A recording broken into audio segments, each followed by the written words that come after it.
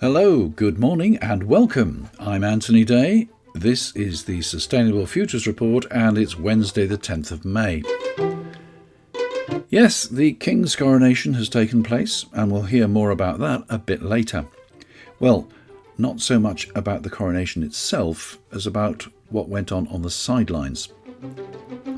If you can't stand the heat, take it out of the kitchen with new technology, which may not be quite as new as some reporters suggest. We hear from Naomi Klein on the hallucinations of artificial intelligence, and from Zoe Cohen, friend of the Sustainable Futures Report, addressing the annual general meeting of Barclays Bank. Nuclear fusion is the immense reaction which powers the sun. Now some Israeli scientists want to replicate it in a shipping container. And there's advance notice of the Net Zero Festival, which takes place in London next October. But first, how to blow up a pipeline. As I told you last week, I've received the book and now I've read it and I can tell you more about it in detail. Let me make it clear to start with, it isn't actually about how to blow up a pipeline. And a lot of pipelines have been blown up, some of them repeatedly. This book is more about why we should consider blowing up pipelines. Author Andreas Malm has divided the book into 3 chapters: learning from past struggles, breaking the spell and fighting despair. In the first part, he looks at the difference between passive protest and violent protest and compares the results of each approach. He looks at the suffragettes' campaign for votes for women, at Irish independence, at the resistance to imperial rule in India, at the struggle in South Africa against apartheid, at civil rights in the United States, at the poll tax in the United Kingdom. Every one of these, he says, was won with violence. He examines violence and makes it clear that violence should never be against people, but against those things which are inflicting violence on people. Oil company assets, coal-fired power stations and private planes and SUVs are all committing violence against nature and against humanity. He takes issue with Extinction Rebellion, which promotes non-violent civil disobedience, talking specifically about when it all went wrong, the notorious episode where activists attempted to stop a commuter train, kicking out at people who were trying to pull them off the roof of the carriages. These were people desperate to get to work and who had no direct hand in the oil industry or the investment companies which facilitated them. Public transport, after all, is part of the solution, unlike the SUV. And I'm sure you've heard a statistic before, but if you add up the emissions from SUVs across the world, they equate to the emissions from the 6th or 7th largest country. And SUVs in many markets now make up 60% of new car sales. Extinction Rebellion has now decided that its activities will no longer not only be non-violent, but will not be disruptive and will not upset the lives of ordinary people. You heard my report a couple of weeks ago about the 4-day demonstration outside Parliament and the ministries in Westminster. No one was inconvenienced, no one was arrested. The problem is that practically no one took any notice. Andreas Malm makes the point that with immense power and money locked up in the fossil fuel industries, those that manage them will be delighted that XR is sitting quietly on the sidelines, attempting to influence their decisions by passive demonstrations. This is probably why Just Stop Oil and Insulate Britain have broken away. Malm's view is that the actions of these groups are still not appropriate. He describes his own activities in years before the pandemic when groups of people went round deflating the tyres of SUVs. They left notes on the windscreen explaining why they'd done it. An SUV, which requires vastly more fuel to run and more resources and materials to manufacture, is committing violence on everyone else by poisoning the atmosphere and taking an unnecessarily large share of scarce resources. All too often, such a vehicle is merely a statement of ego. Our planet is threatened by the obscenity of people searching for luxury. As a side note, you might contrast the £100 million or so coronation of Charles III with hundreds of thousands of people in the UK relying on food banks to feed their children. And poverty is, of course, far, far worse in many countries of the world, although their leaders and their chums usually seem to do all right. Irony of ironies, those drivers of SUVs who moved to electric vehicles buy the equivalent prestige models, which are heavier than the petrol and diesel counterparts, because of the weight of the batteries, and batteries get heavier and heavier in order to deliver an acceptable range. Worse still, these heavier vehicles will need more electricity, which at the moment means more consumption of natural gas and coal to generate the electricity. As vehicles become heavier because of the weight of batteries, there is news that many multi-storey car parks in the United Kingdom are not sufficiently structurally sound to cope with the added burden. Of course, if people used vehicles which were suited to their practical needs rather than their egos, or even used car clubs as and when they needed to make a journey, a lot of that problem would disappear. And unless we can change attitudes, pigs might fly. It looks increasingly clear that violence is the only way to change the world and protect the world. By violence, again, I emphasise that is not violence against people, but against property. A better word is sabotage. For example, fracking sites have been blockaded and fracking companies have withdrawn. We can only change the operations of fossil fuel companies if it is possible to make it impossible for them to operate. Hence, people in parts of the world have been blowing up pipelines. According to Andreas Malm, also Wikipedia, and there's a link on the website to that article, that forced oil companies to cut back oil production in Nigeria by 33% for a time. If we blockade refineries and coal mines and maybe power stations and gas pumping stations, perhaps we will convince the operators that their business model is not viable. But it's clearly not as simple as that. If blockading the fossil fuel infrastructure works, then it will impact the lives of everybody in the country. The coal miners' strike back in the 1970s paralysed British industry, and if activists were able to cut off the supply of petrol and diesel, natural gas and electricity, then paralysis would return. It would be far, far worse than in the 1970s, when there were virtually no computers, no mobile phones and no internet. No government can allow this to happen. Governments will take swift and decisive action to ensure that it does not. More about that in a moment. I saw a cartoon this week. Who wants change? The speaker asks, and every hand goes up. Who wants to change? And everyone is looking at the floor. This brings me to George Monbiot's commentary on how to blow up a pipeline. He starts by saying that he's not going to blow up a pipeline and he's not going to urge anybody else to do what he himself would not do. Malm, the author, characterises CO2 emitting infrastructure as the enemy or target of potential violence. Is Monbiot going to ignore that as well? He admits that all the campaigns have so far achieved very little.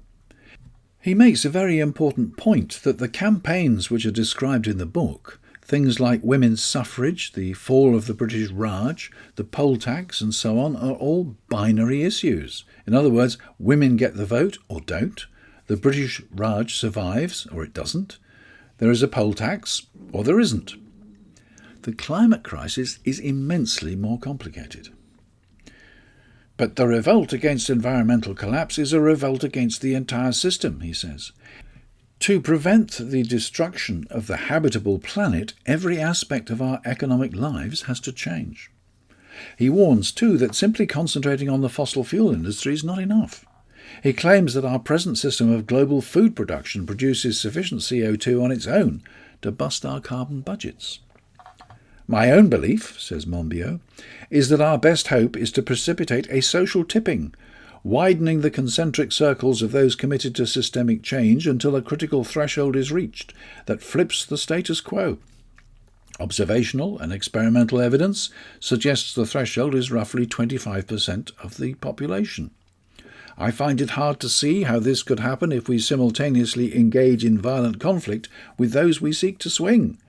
But I concede that our chances are diminishing regardless of strategy. He's been talking about social tipping since the end of COP26 in 2021. His belief is that when understanding reaches 25% of the population, it will rapidly become the consensus of the whole population. He says he finds it hard to see how this could happen if we simultaneously engage in violent conflict with those we seek to swing, but surely it is not people with whom we conflict, unless, of course, we close down the whole energy infrastructure as described before. But I cannot see how social tipping will occur when the issues are so complex. This sort of thing might work with binary issues, but we need a vast public education program, surely, before people can understand what systemic change amounts to. And certainly they won't want to change if they don't understand it. In his piece, Monbiot describes how public violence or sabotage will trigger state violence and possibly even vigilantism for those that refuse to abandon capital and capitalism. That brings us to the fringes of the coronation. Last year, becoming increasingly frustrated with protests, the government introduced the Police, Crime, Sentencing and Courts Act 2022. Some of its more draconian provisions were rejected by Parliament and did not make their way into law. This year, a couple of days before the coronation, the Public Order Act 2023 was enacted to redress the balance. This law includes new offences such as locking on and conspiracy to lock on, which can lead to 6 months' imprisonment and an unlimited fine. Locking on is the act of chaining or gluing oneself to railings, lampposts or other street furniture, but the terms of the act imply that even linking arms with somebody else can be considered locking on and therefore a criminal offence. Even before the act was in force, the Home Office wrote to protest groups such as Republic, the anti-monarchists, Extinction Rebellion and Just Stop Oil, warning that the legislation would be in place before the coronation and would be enforced. Some saw this as intimidation. As has been widely reported, 6 members of Republic were arrested at 7:30 on the morning of the coronation and charged with conspiring to lock on. They were unloading placards from a van and had some luggage straps to secure them onto trolleys as they took them down the street to the protest site. These luggage straps were claimed by the police to be evidence of conspiracy to lock on. Republic had been in touch with the police since early February about their plans for demonstrating at the time of the coronation. They had been assigned a liaison officer and had been repeatedly in touch to explain what they intended to do and where they intended to do it, and had been assured by the police that their plans were acceptable. The leader of the group made it clear to the arresting officers that everything had been agreed with the police liaison officer, but he and the others were detained and imprisoned for 16 hours, and by then the coronation was long over and the reporters for late-night news bulletins had gone home. The police have since apologised for their action, but the fact remains that they took that action, and it may be seen as a warning of what they can do. It's widely reported that the Home Office encouraged them to take action. Commentators have suggested that this behaviour is what one would expect in Moscow or Beijing, and Graham Smith is taking legal action against the Metropolitan Police for unlawful imprisonment. As I've said before, we live in dangerous times. The role of the police is to protect the public and uphold the law. It is only in dictatorships where it becomes an arm of government. I'm not an enthusiastic monarchist, nor am I a card-carrying Republican. I think the issue of the climate crisis is far more important. While I accept that the United Kingdom needs a fundamental constitutional reform, from the monarch right through the anachronistic House of Lords, I have, however, sent a donation to Republic in solidarity with their stand against oppression. There is always a place for peaceful protest, but the following clip shows how difficult it is to have any effect. Zoe Cohen was one of the Barclays 7 arrested for causing damage to the bank's headquarters in Canary Wharf and given suspended sentences. Last week she spoke at the Barclays annual general meeting. She said, "With the greatest love and respect to all you and your families, this isn't real. What's real is record-breaking temperatures in the world's oceans, crops failing around the world, and a third of humanity in record-breaking heat in 12 countries in Asia. That's real. I don't know if you feel that your privilege is going to protect you, but it isn't. Children are desperate. They're desperate. You told young people to shuffle off earlier. That shows so much arrogance and hubris. They are desperate. Our kids are desperate, and you're not listening. There's a link on the website to the YouTube clip, which expresses much better what she had to say, and you'll hear how the chairman constantly tried to interrupt her. AI, artificial intelligence, is in the news again, and people are talking about artificial intelligence having hallucinations. According to Wikipedia, in artificial intelligence, a hallucination or artificial hallucination, also occasionally called confabulation or delusion, is a confident response by an AI that does not seem to be justified by its training data.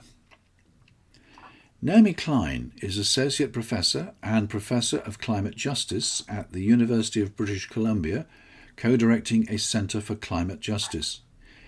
You may have read her books, which include This Changes Everything and The Shock Doctrine.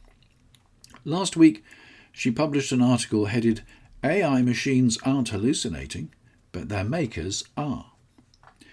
In this long and detailed article, she ascribes 4 hallucinations to the leaders of the major tech organisations. They are, number 1, AI will solve the climate crisis. Number 2, AI will deliver wise governance. Number 3, tech giants can be trusted not to break the world. Number 4, AI will liberate us from drudgery. Let's talk about how AI will solve the climate crisis. You'll find a link on the Sustainable Futures Report website, sustainablefutures.report, to the full article where you can look at the other hallucinations. Naomi Klein quotes a former Google CEO who says, "If you think about the biggest problems in the world, they are all really hard. Climate change, human organisations and so forth. And so I always want people to be smarter." So is the failure to tackle climate change due to a lack of smart people? In the face of legions of PhDs and other experts who've been shouting about the causes of the climate crisis and what to do about it for decades? No, says Naomi Klein. The reason this very smart council has been ignored is not due to a reading comprehension problem or because we somehow need machines to do our thinking for us. It's because doing what the climate crisis demands of us would strand trillions of dollars of fossil fuel assets, while challenging the consumption-based growth model at the heart of our interconnected economies. The climate crisis is not, in fact, a mystery or a riddle we haven't yet solved due to insufficiently robust data sets. We know what it would take, but it's not a quick fix. It's a paradigm shift. Waiting for machines to spit out a more palatable and or profitable answer is not a cure for this crisis. It's one more symptom of it. Well said, Naomi. But I can't help feeling a little helpless. She says, "Clear away the hallucinations and it looks far more likely that AI will be brought to market in ways that actively deepen the climate crisis." Well, apart from anything else, all those servers are already making a massive demand on global electricity production. Where do we go from here? Please share your ideas. And in other news, the BBC recently headlined a report, "Why There Is Serious Money in Kitchen Fumes." It goes on breathlessly to explain how a big metal box installed above the kitchen of a restaurant in Sweden is recovering waste heat from the cooking process and using it to heat other parts of the restaurant. I spoke to my man in the industry because I thought this was something he should know about. His response? "Yeah, slightly surprising to see this receive mainstream news attention, but it's welcome. The DEXT solution is our third generation of heat recovery solution from kitchen extraction, so I'd question NJ's first profitable extraction statement. Although it's only in a dozen of our restaurants, the previous generation is in several hundred, and there'll only be a handful who have nothing. Each generation has brought a step improvement." That article is an example of spin, perhaps. But we won't talk about spinning for reasons that I won't go into. The other story that caught my eye comes from Israel. There, scientists plan to install a fusion reactor into a shipping container. As you know, fusion, nuclear fusion, is the reaction which powers the sun, and engineers and scientists have been working for decades to replicate it on Earth. They've only succeeded in extracting very small amounts of energy from the process in relation to the vast amount of energy that is needed to start the reaction. Fusion, which in theory is much safer and cleaner than conventional nuclear fission, has been about 30 years off for about 30 years. Good luck if they manage to achieve a breakthrough in Israel and indeed miniaturize it so it can be installed in a container which will be shipped around on the back of a lorry, I suppose. I just hope they don't park one in my street until they've had many, many years of successful testing. And that's it for this week. No doubt there will be many more stories for next week's edition, and I've had to hold some stories over for reasons of space and time. You may notice that this week's publication is slightly late. My apologies. Let me close by thanking once again everybody who listens to this podcast, and particularly people who publicise it and share it with others. I'm really grateful for your support. And of course I'm infinitely grateful to the small but loyal band of patrons who pay a small monthly donation to keep the Sustainable Futures Report independent and ad-free. Find the details at patreon.com/SFR. This is not a profit-making enterprise by any means, and I much appreciate your assistance with covering the costs of hosting and so on. And now I shall be very shortly thinking about what to bring you next week. There'll be some interviews coming up shortly, and I'll let you know when to expect them when I've actually got them in the can. One will be with the director of the Net Zero Festival, which takes place in London in October. Preliminary details are at netzerofestival.com. The link is on the Sustainable Futures Report website. That was the Sustainable Futures Report. I'm Anthony Day. Until next time.